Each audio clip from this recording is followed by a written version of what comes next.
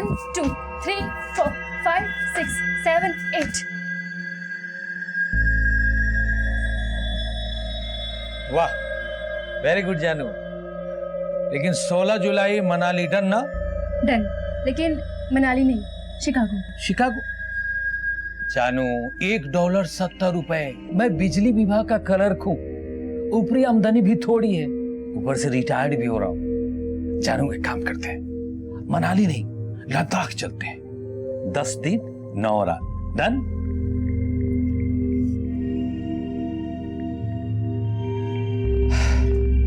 साला शादी ही नहीं करनी चाहिए।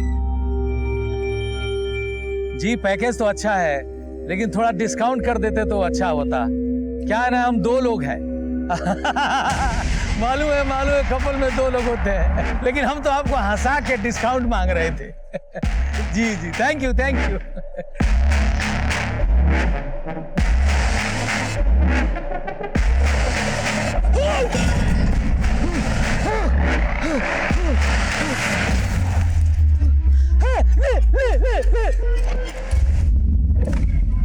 सर, कंट्रोल रूम से फोन आया था, खजूरी रोड पे एक बुजुर्ग आदमी का मर्डर हुआ है।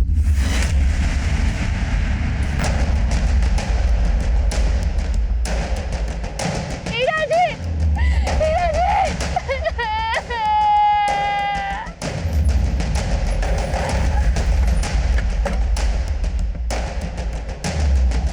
पीछे हटिए। साइड में ले जाओ उनको।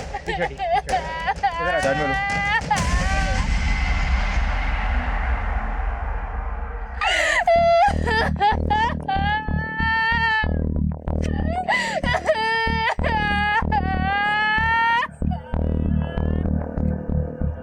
सर, इसका मोबाइल पर्स सब गायब है। कभी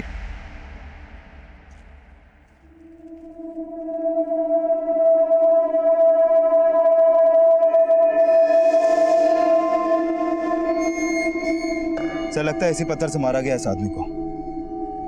इतनी बेरहमी से कोई इसे कैसे मार सकता है और क्यों मारेगा? सर, इसका नाम हीरालाल था, हरिनगर में रहता था। हरिनगर? ये लड़की कौन है जो रो रही है? रीना, ये हीरालाल की बीवी है। बीवी? और ये जो साथ में लोग बैठे हैं? ये सब लोग पड़ोसी हैं सर, इन्होंने ही पुलिस को इन्फॉर्म किया था। एक बात समझ में नहीं आई, हीरालाल हरिनगर में रहता था, उसकी लाश मिली यहाँ खजूरी रोड पे। इन लोगों को कैसे पता लगा कि हीरालाल की मौत यहाँ हुई है? सर, रीना का कहना है कि मर्डर करने वाले ने खुद फोन करके उसे इस बारे में बताया। What? जी सर, उससे मुझे हीरा जी के नंबर से कॉल किया था। मैं उनका ऑफिस से आने का वेट कर रही थी, तभी वो कॉल आया था। जानू, बड़ा प्यारा नाम है तुम्हारा। हाँ? हीरा जी? कौन बोल रहे हैं? हीरा नहीं, पन्ना। कौन पन्ना? हीरा जी कहाँ है? यहाँ खजूरी रोड पर। खजूरी रोड पे?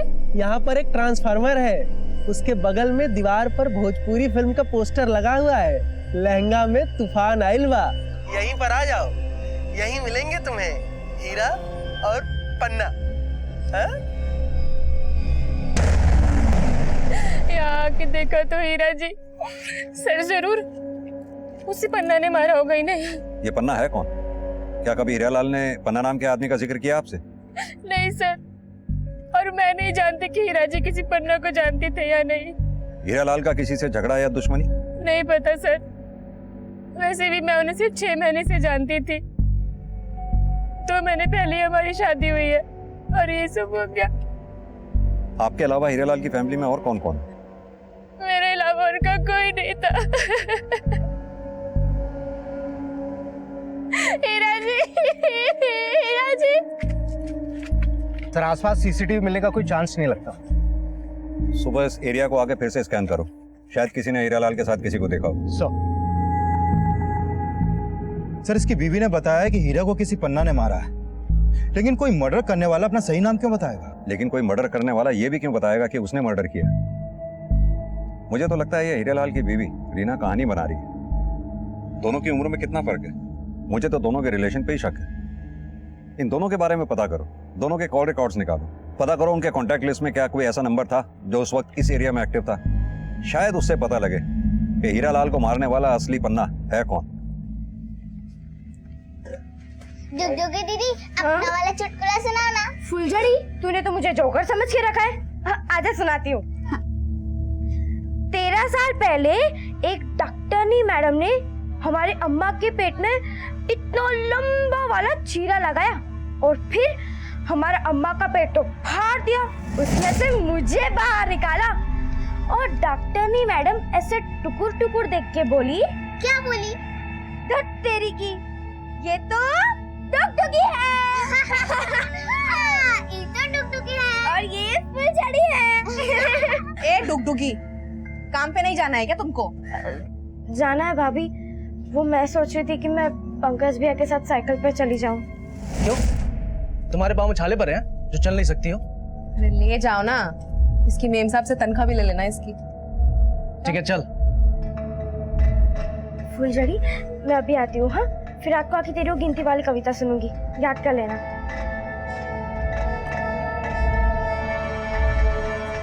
आती हूँ। हाँ, बाय बाय। 1 2 3 4 आज है शनिवार 5 6 ए 7। फुलझड़ी, जाके अपना ये शनिवार इतवार अंदर करो, जाओ। साला ऐसा बसंती पिया मिला है, माँ बनो नहीं और यहाँ 2 पालो बच्चा समझ के।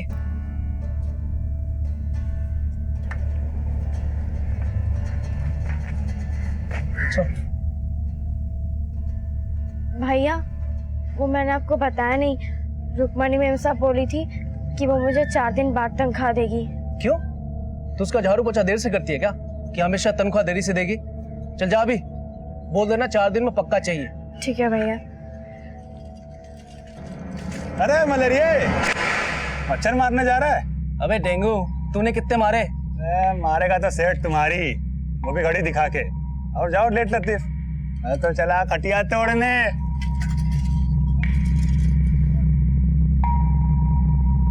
सर, हीरालाल के कॉल रिकॉर्ड में ना तो कोई ऐसा नंबर मिला जो किसी ऐसे आदमी का हो जिसका नाम या निकनेम पन्ना हो, और ना ही कोई ऐसा नंबर मिला जो क्राइम सीन पे एक्टिव हो। ये पन्ना या जो कोई भी इसका नाम है, सुपारी किलर भी हो सकता है हीरा की बीवी रीना इसे जानती हो। लेकिन से हीरा की बीवी के कॉल रिकॉर्ड में भी कुछ सस्पिशियस नहीं मिला। और हीरा के पड़ोसी बोल रहे हैं कि भले ही उनके रिश्ते बेमेल हो, लेकिन हीरालाल अपनी शादी से बहुत खुश था और वो 16 जुलाई को अपनी बीवी के साथ हनीमून पे लद्दाख भी जाने वाला था। क्योंकि रीना को कॉल करने से पहले उसने एक ट्रैवल एजेंट से ही बात की थी। ये बात मुझे उस एजेंट से ही पता चली।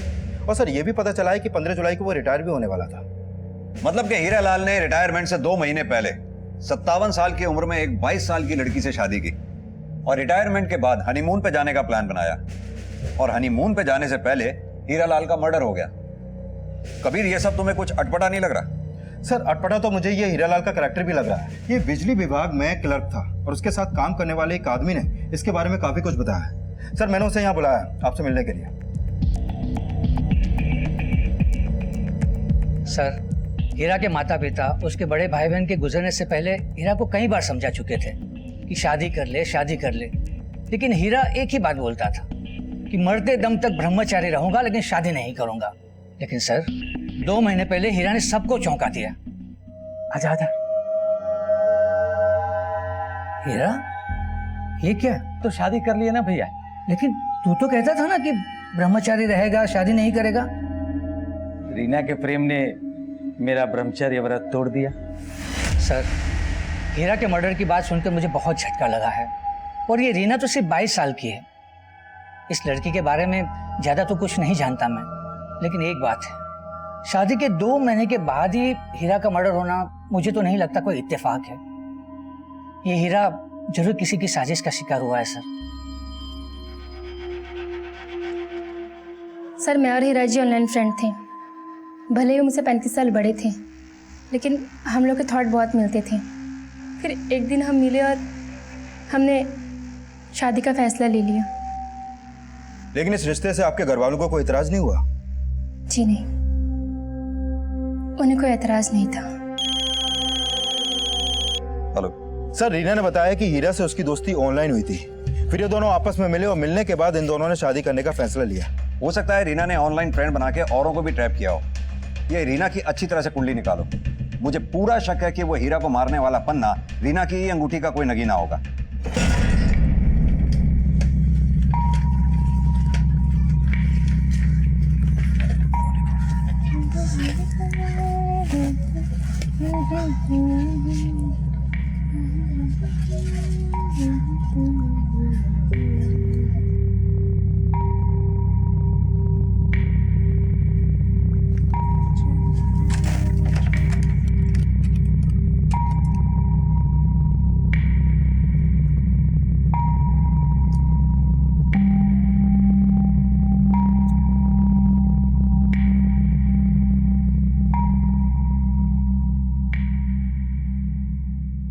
इतने पैसे लाता कहाँ से रे तू? अरे वो अपना सेटिंग है ना तगड़ा वाला। लेकिन कल तेरे पति पंकज को ना शक हो गया। उसने मेरे शर्ट पे तेरे होठ के निशान देख लिए। तू अपना तापमान मत गर्म करना उसके फूकने से। वो फूकता है तब भी मजा आता है। तू भी कमाल की ज्वालामुखी है रे। दो परमाणु को एक साथ जला रही है। साला हम दोनों उधर 12-12 घंटे चौकीदारी भी एक करते हैं और इधर तेरी सेवादारी भी है। मैं तेरे पति का किराएदार, लेकिन मेरी मालकिन तू। लेकिन यार एक म्यान में दो तलवार का टंटा खत्म कर। बोल, तेरे को पति चाहिए या प्रेमी? देख, जो पति कर सकता है ना वो प्रेमी नहीं, और जो प्रेमी कर सकता है पति नहीं। तो तू सोच ले कि तुझे पति बनकर फूकना है या प्रेमी बनकर जलना है। वो सब बाद में सोचेंगे, पहले जल लेते हैं। सर, हीरा का सोशल नेटवर्किंग अकाउंट ऐसे ही पोस्ट से भरा पड़ा है। पढ़ के लगता है जैसे बहुत ही संस्कारी होगा, लेकिन रीना ने हीरा को हनी ट्रैप किया होगा। इसका अंदाजा रीना और हीरा के सोशल नेटवर्किंग अकाउंट से भी पता नहीं चल पा रहा। सर, हीरालाल की पोस्टमार्टम रिपोर्ट। मौत सर पे चोट लगने की वजह से हुई। हत्या का समय क्या है? 7 जुलाई रात 8 से 9 बजे के बीच। और इसी बीच हीरा के फोन से रीना को कॉल किया गया। सर, अगर मान भी लें कि रीना हीरा को मरवाना चाहती थी, तो फिर कोई सुपारी किलर पत्थर से मर्डर क्यों करेगा? लेकिन कबीर, अगर यह हत्या लूट के इरादे से भी की गई है तो भी अक्सर देखा जाता है ऐसे क्रिमिनल ज्यादातर चाकू और छुरी का इस्तेमाल करते हैं। हीरा को पत्थर से मारा गया, और वो भी इतनी बुरी तरह से जैसे किसी ने दुश्मनी निकाली।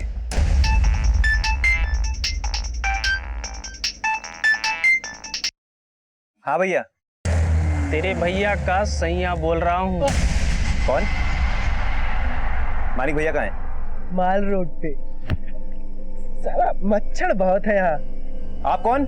मैं हीरा। कौन हीरा? और मानिक भैया के फोन से कॉल क्यों कर रहे हो? अबे तुझे कॉल करूंगा तभी तो तुझे पता चलेगा कि तेरे भैया के साथ माल रोड पे मैंने क्या किया है। क्या किया है? टपका दिया। हेलो हेलो हेलो,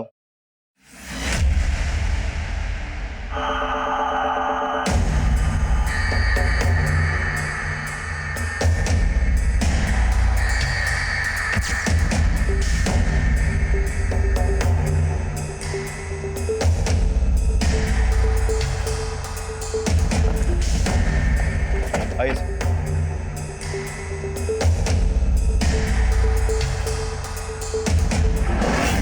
सर, इस आदमी का नाम मानिक है और किलर ने इसी मानिक के मोबाइल से इसके भाई योगेश को कॉल किया, जिस तरह हीरा की वाइफ को किया गया था।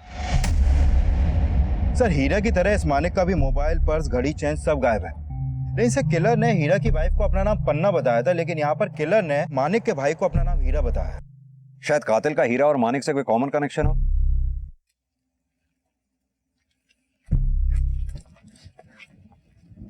क्या तुम या तुम्हारा भाई मानिक किसी हीरा नाम के आदमी को जानते हो?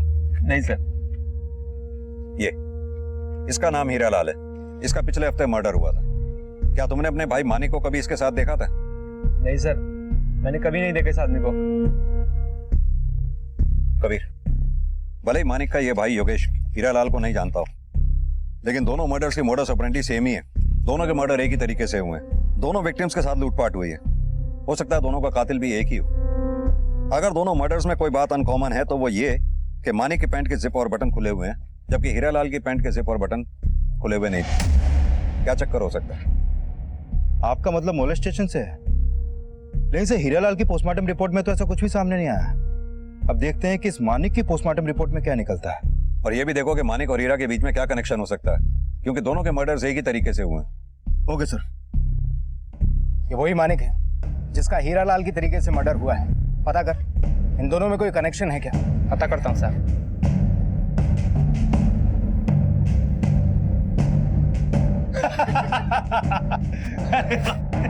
चलिए, अच्छा। क्या है डेंगू? मुझे तो सेठ जी की घड़ी याद दिला रहा था, लेकिन आज अपनी ड्यूटी भूल के यहाँ क्या गुल खिला रहा है? वो भैया जी क्या है ना, वो रात को ड्यूटी पे मच्छर बहुत मारना होता है, इसीलिए थोड़ा ज्यादा खटिया तोड़ लिए। चलिए चलते हैं।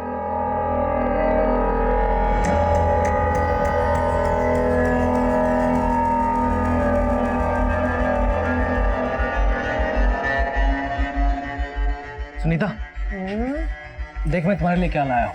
क्या? गजरा है, अच्छा है ना? तो तुम खुद ही लगा दो। देखो तो जरा, ये चेन कहाँ से आई? ये ना मेरी माँ ने दी थी तीज में। रुको मैं तुम्हारे लिए चाय बना के लेके आती हूँ। हाँ,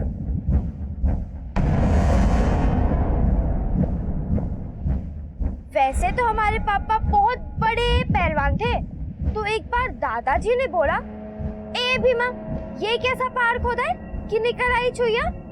तो पापा ने बोला कि बापू ये चुईया नहीं है, ये तो डुगडुगी है। रोज रोज मेरे स्वर्गीय अम्मा बाबा का मजाक उड़ाती रहती है। तुम डुगडुगी हो, कोई स्वर्ग की अप्सरा नहीं, समझी?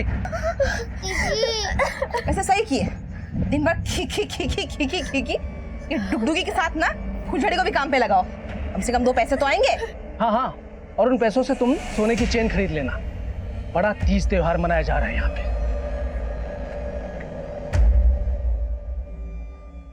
सर, मानिक की लाश माल रोड पे जहां पर मिली थी, वहां के एक सीसीटीवी में मानिक के एक सिक्योरिटी गार्ड के साथ कैप्चर हुआ था। उसकी फुटेज इसमें है सर, दिखाओ।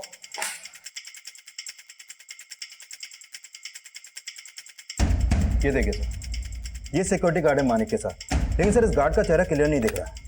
मैंने मानिक के भाई से भी इस गार्ड के बारे में जानने की कोशिश की, लेकिन वो भी ऐसे किसी गार्ड को नहीं जानता जो मानिक को जानता हो। लेकिन जिस तरह से ये गार्ड मानिक की बाइक पे बैठा है, उससे तो ये लगता है कि ये मानिक को जानता होगा। लेकिन सर मानिक के कॉल रिकॉर्ड में भी ऐसा कोई नंबर नहीं मिला जिससे पता चले कि वो इसे जानता हो।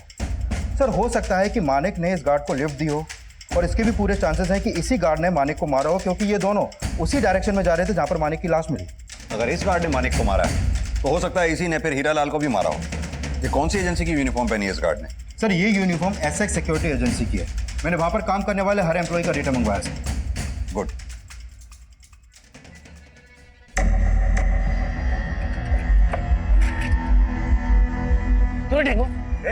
तूने मेरी बीवी को सोने की चेन गिफ्ट किया? हाथ की लगाता है। ये चल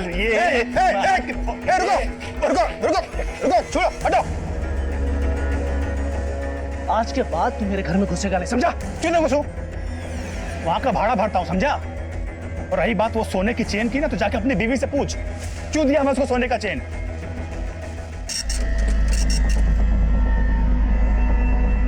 मानिक के साथ देखे गए सिक्योरिटी गार्ड को हीरालाल और मानिक दोनों की हत्याओं का सस्पेक्ट माना जा रहा था, और इस सिक्योरिटी गार्ड का पता लगाने के लिए पुलिस हर संभव कोशिश कर रही थी, लेकिन परिणाम अब भी शून्य था।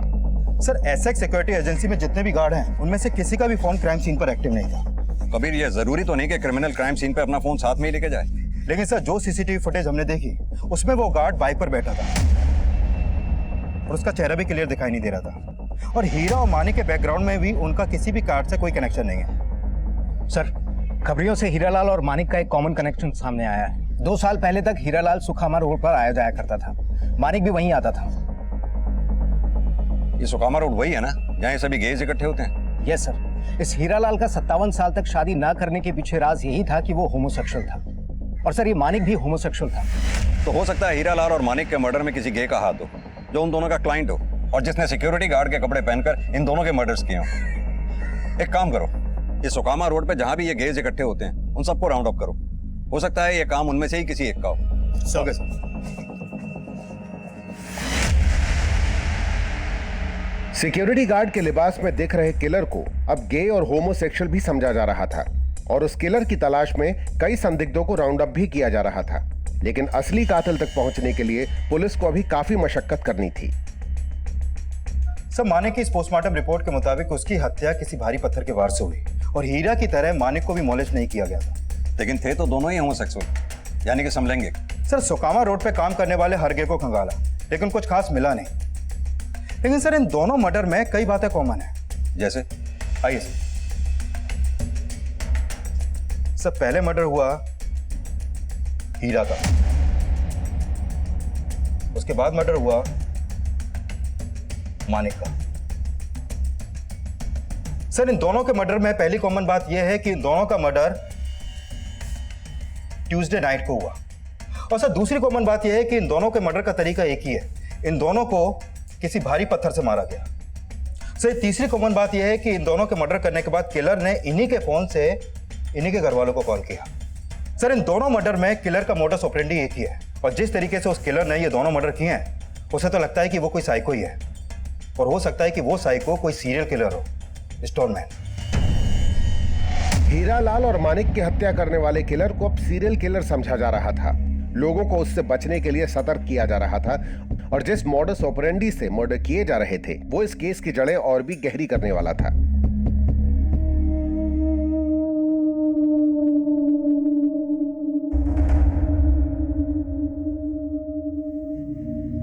सर, फिलहाल कोई ऐसा अपडेट नहीं मिला कि पन्ना या किसी और आदमी का मर्डर भी सेम मोडस ऑपरेंडी से हुआ। नहीं सर, मैं कुछ पुराने केसेस स्टडी कर रहा था। इसमें सामने आया है कि हीरा और मानिक के किलर की तरह ही 1989 में कोलकाता में 13 लोगों का मर्डर भी किलर ने पत्थर मार के किया था, और सर हीरा और मानिक का मर्डर भी पत्थर से ही हुआ था।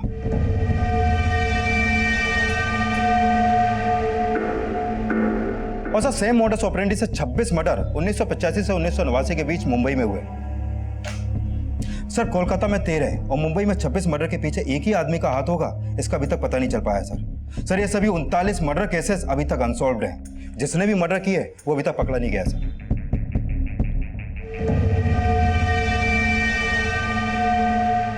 और सर, 1985 से 1989 के उन मर्डर केसेस के बाद प्रेस वालों ने उस सीरियल किलर का नामकरण भी कर दिया था, स्टोनमैन।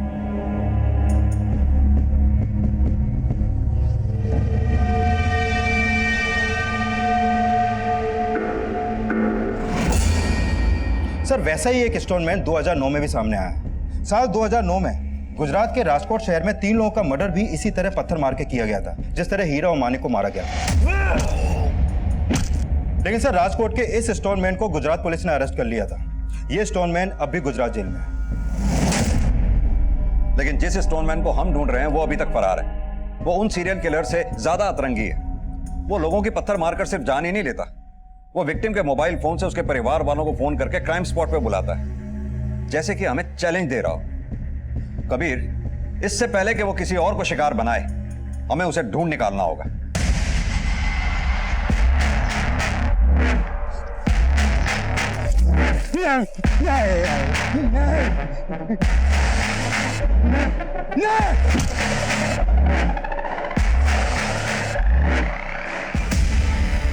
बोलो। नमस्ते मेम साहब, मैं फुलझड़ी, झाड़ू पोछा बर्तन सब जानती हूँ। ठीक बोली। कल तुमको काम पे लेके जाऊंगी और वहाँ पे खाली बोलना नहीं है, करके दिखाना है। झाड़ू पोछा बर्तन तीनों, तब जाके तनख्वाह मिलेगी। पर भाभी, डुगडुगी दीदी बोलती है मुझे पढ़ना है। जो दीदी बोलती है वो नहीं, जो मैं बोलती हूँ तुम वो करोगी, समझी? अच्छा सुनो, जाओ जाके खेलो, और जितनी मस्ती करनी है आज ही कर लो, कल से काम पे लगना है, ठीक है? जाओ।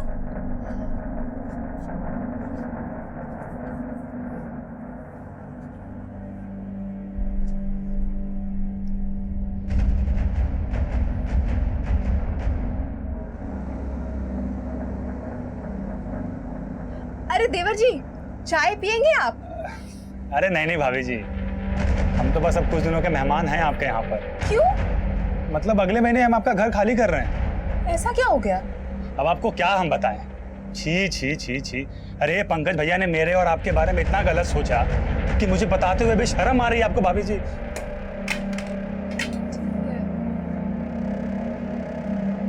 अच्छा हम चलते हैं, अब ख्याल रखिएगा।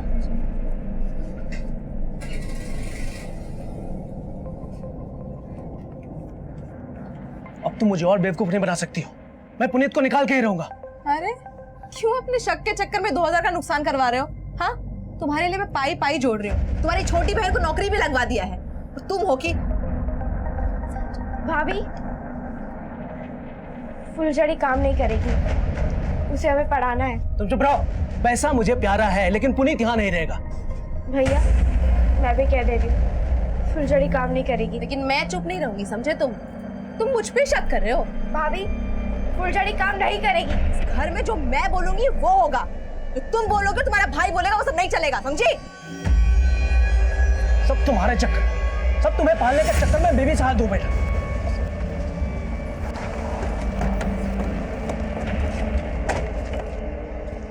पीछे हटिए आप लोग, पीछे हटिए, पीछे हटिए।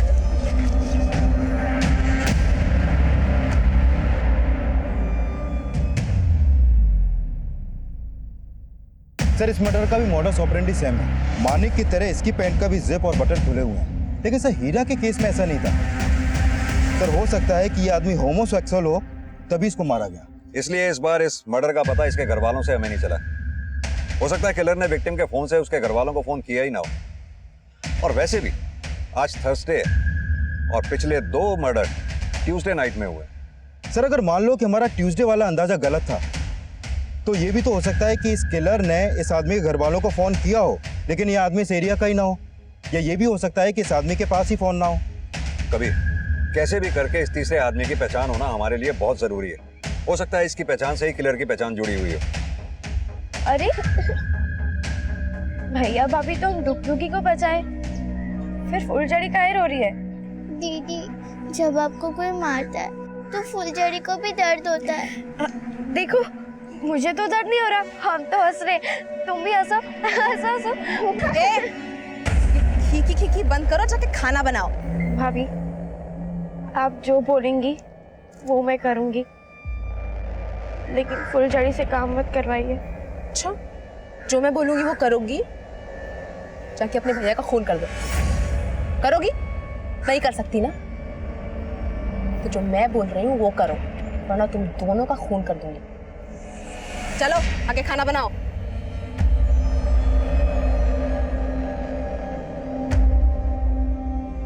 सर हमने सभी थानों में उस तीसरे विक्टिम की फोटो सर्कुलेट करवा दी है, लेकिन अभी तक उसकी कोई पहचान पता नहीं चल पाई है। ना तो उसकी कहीं पर कोई मिसिंग कंप्लेंट दर्ज हुई है और ना ही हीरा और मानिक की तरह सुकामा रोड के गे से उसका कोई कनेक्शन मिल पा रहा है। सर समझ में नहीं आ रहा कि ये स्टोनमैन वाकई में गे है या नहीं है। हो सकता है वो कोई ऐसा सनकी हो जो होमोसेक्सुअल्स और गेज से नफरत करता हो और एक एक करके इन सबको मार के अपनी सनक निकाल रहा हो। लेकिन सर ना तो हमारे पास उसका कोई फोटो है और ना ही कोई स्केच।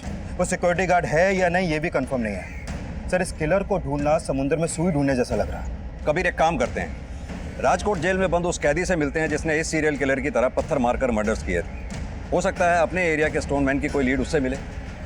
Right sir.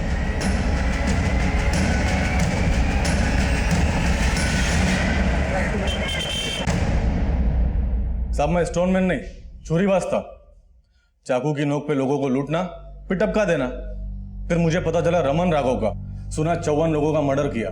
साहब मुझे रमन राघव से बड़ा क्रिमिनल बनना था, इसलिए उसके 54 मर्डर का रिकॉर्ड तोड़ने के लिए 3 लोगों को पत्थर मार के टपका डाला मैं।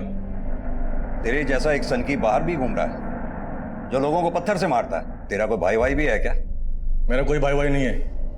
हाँ, एक दोस्त था बबलू। जब मैंने 2 लोगों को पत्थर मार के टपकाया तब वो मुझे बोला कि तेरे से पहला मैं रमन राघव का रिकॉर्ड तोड़ेगा।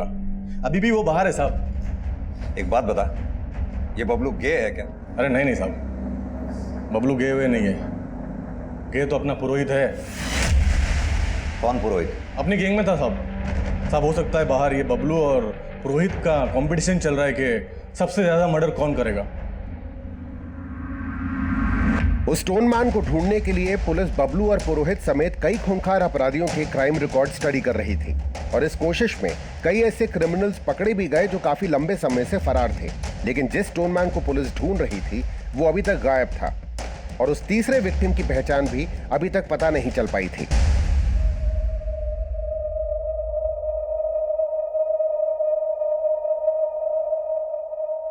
मैंने इस मच्छर को बोल दिया है कि चाहे जो भी हो ये डेंगू हमारे साथ ही रहेगा।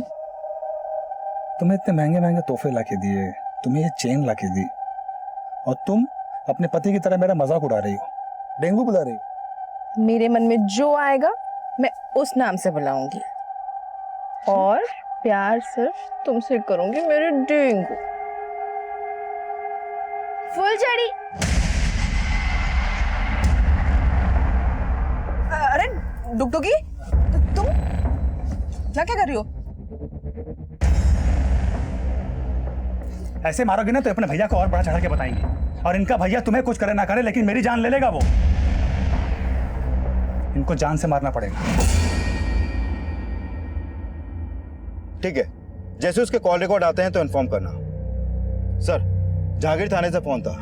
हसनपुर रोड पे जिस तीसरे आदमी का मर्डर हुआ था उसकी पहचान हो गई है। हसमुख नाम है उसका। हसनपुर में अकेला रहता था और हसमुख के बेटा बेटी बेंगलोर में रहते थे। लेकिन काफी टाइम से हसमुख का उनको कॉल नहीं पहुंचा तो हसमुख का बेटा हसनपुर आया, लेकिन उनके घर में ताला लगा था सर। और जब घर खुला तो देखा कि उनके घर में लूटपाट हुई थी। कबीर, क्या ये पता लगा कि हसमुख होमोसेक्सुअल है या नहीं? सर, फिलहाल तो ऐसा कुछ सामने नहीं आया है।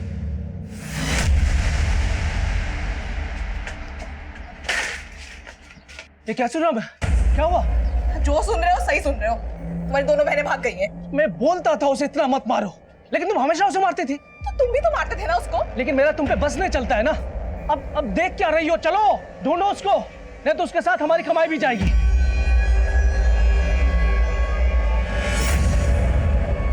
सर, ये हसमुख के कॉल रिकॉर्ड। हत्या वाले दिन उसके नंबर से किसी को भी लास्ट कॉल नहीं किया गया था, बल्कि उसकी हत्या से 2 घंटे पहले उसके फोन पे एक नंबर से कॉल आया था। ये देखिए सर। और हत्या वाले दिन ये नंबर उसी एरिया में एक्टिव था जहां पर हसमुख का मर्डर हुआ। सर, अभी ये नंबर नुसरतगंज में एक्टिव है। लेकिन ये नंबर है किसका? सर, अभी थोड़ी देर में पता चल जाएगा कि ये नंबर किसके नाम पे रजिस्टर्ड है और इसका फोटो भी सामने आ जाएगा। सर, ऑलरेडी मैंने अपनी एक टीम को नुसरतगंज में तैनात कर दिया है। हो सकता है ये नंबर यूज करने वाला स्टोन मैन ही हो। अरे फुलझड़ी और डुगडुगी को धरती तो निकल नहीं जाएगी ना। देख सुनीता, तू सच सच बता, कुछ छुपा तो नहीं रही है ना? अरे तुमको क्या लग रहा है मैंने मार दिया उनको? नहीं, तू मुझसे भी ज्यादा कमी नहीं है। तू उसे मार नहीं सकती लेकिन उसे बेच सकती है। अब बता क्या किया तूने? जबान संभाल के बात करो। अगर और एक शब्द बोला ना तो यही खड़े खड़े तुमको बेच दूंगी, समझे?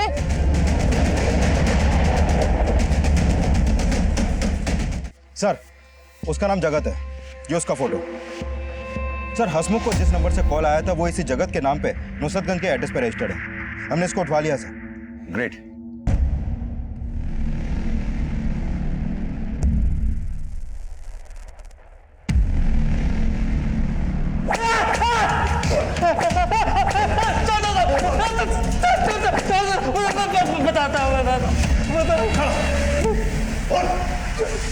हसमुख सेठ मुझे नौकर कम और गुलाम ज्यादा समझते थे। उन्होंने मुझे बहुत सताया साहब।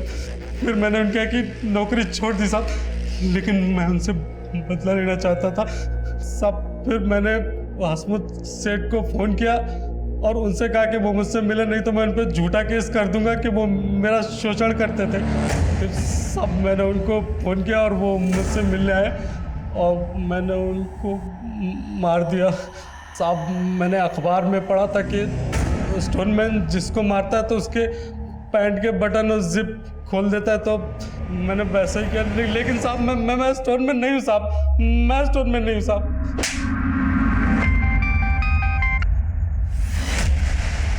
अरे सुषमा, कहाँ हो तुम? मैं कब से तुम्हारा इंतजार कर रहा हूँ। तुम अभी तक घर पर क्यों नहीं आई? क्योंकि सुषमा मरने वाली है। क्या बता रहे हो? कौन हो तुम? स्टोनमैन। स्टोनमैन? पुलिस वालों ने यही नाम तो दिया है मेरा। जल्दी से बसंतपुर रोड आ जा, तेरी बीवी को टपका दिया है मैंने। हेलो हेलो,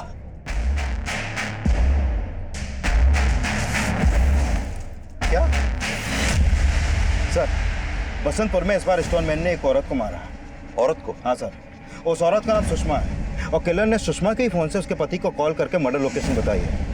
और इस बार किलर ने अपना नाम स्टोनमैन बताया है। स्टोनमैन? Yes sir.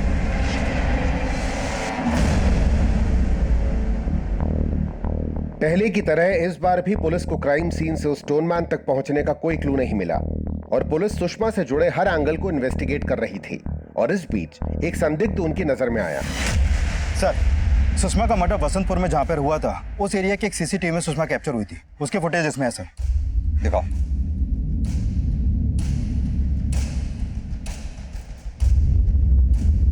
ये देखिए सर।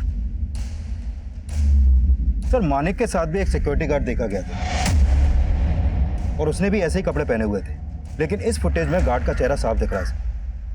इसकी पहचान होना हमारे लिए बहुत जरूरी है। पता करो इसका कोई क्रिमिनल रिकॉर्ड तो नहीं है। Okay sir.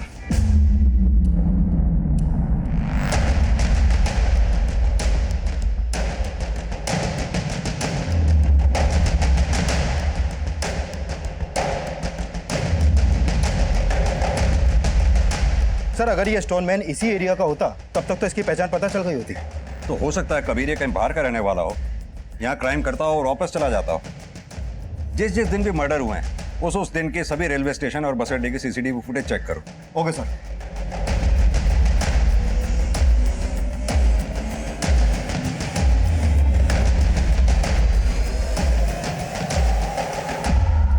सर आपका अंदाजा सही निकला। जिस दिन भी मर्डर हुए थे उस दिन ये security guard Ashok Nagar railway station के पास वाले मार्केट के एक सीसीटीवी में कैप्चर हुआ था। ये देखिए सर। लेकिन सर पता नहीं चल पा रहा है कि ये आता कौन से एरिया से। कबीर एक काम करो, अपनी एक टीम सादे कपड़ों में इस मार्केट के आसपास तैनात कर दो। हो सकता है फिर किसी दिन ये किसी न किसी को शिकार बनाने के लिए यहाँ आए। Okay sir.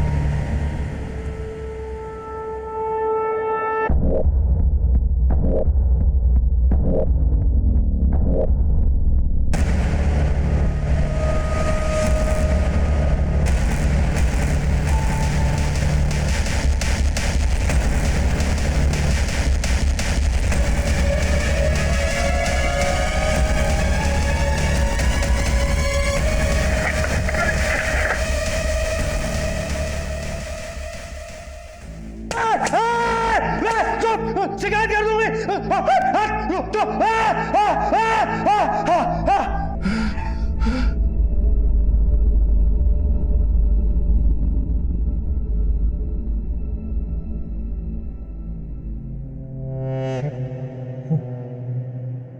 क्या साहब आप लोग भी बजाने आए हो? बकवास बंद कर, सीधे तरीके से बोल। क्या सीधा सीधा बोलूं साहब? सारी दुनिया ने बजाया है मुझे, आप भी बजा लो। डुगडुगी जठेरी। तेरी की ये तो डुगडुगी है। डुगडुगी सही नाम बोल अपना। सही तो बोल रही हूँ साहब। साहब मेरा भाई गधा था, एकदम गधा, खुद को शेर समझता था। और मेरी भाभी लोमड़ी थी, लोमड़ी।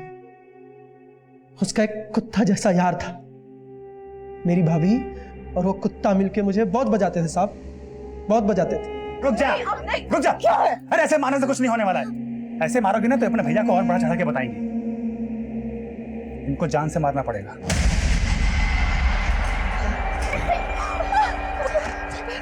फिर साहब फुलझड़ी को लेके वहां से मैं भाग गई। फुलझड़ी कौन? मेरी बहन। डुगडुगी तेरा नाम है? तू लड़की है? नहीं साहब, लड़की नहीं, मैं किन्नर हूं साहब, किन्नर। साहब जब मैं फुलझड़ी को लेकर भागी तो मुझे मुन्नी अम्मा मिली, वो भी किन्नर थी साहब। तब से फिर मैं उसी के साथ नाचने लगी, बख्शीशें मांगती थी और मुझे जो पैसे मिलते थे उससे मैं फुलझड़ी को पढ़ाती थी। जब उससे भी नहीं बन पड़ा तो मैं के लोगों के साथ अपना जिस्म तक बेची साहब। लेकिन फुलझड़ी भी दगाबाज निकली, उसको अच्छा नहीं लगता था मेरे साथ रहना।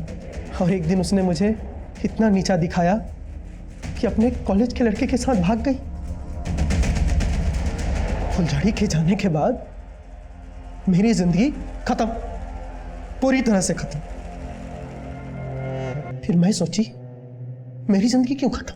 जिन लोगों ने मेरी जिंदगी खत्म की उन सबकी जिंदगी खत्म। तो हीरालाल और मानिक तेरे साथ गलत काम करते थे, लेकिन तूने उस औरत को क्यों मारा? उस औरत ने मुझे थप्पड़ मारा साहब, मुझे बर्दाश्त नहीं हुआ उसका थप्पड़। इसलिए मैंने साहब सबसे पहले तो मैं अपने भैया और भाभी को मारना चाहता था, लेकिन पता नहीं वो लोग अपना घर द्वार बेच के कहां चले गए, और उन सबका गुस्सा मैंने उन सब पे एक एक करके। माना कि दुनिया ने तेरे साथ जो कुछ भी किया गलत किया, लेकिन तूने जो दुनिया के साथ किया, क्या वो ठीक है? हालांकि ऐसा माना जा रहा था कि डुगडुगी की मानसिक हालत बिगड़ चुकी थी, लेकिन उसकी मेडिकल रिपोर्ट ने इस संभावना को नकार दिया। डुगडुगी ने भले ही बचपन से कई तरह की मानसिक और शारीरिक यातनाएं सही होंगी, लेकिन हत्या एक ऐसा अपराध है जिसके लिए कभी माफी नहीं दी जा सकती।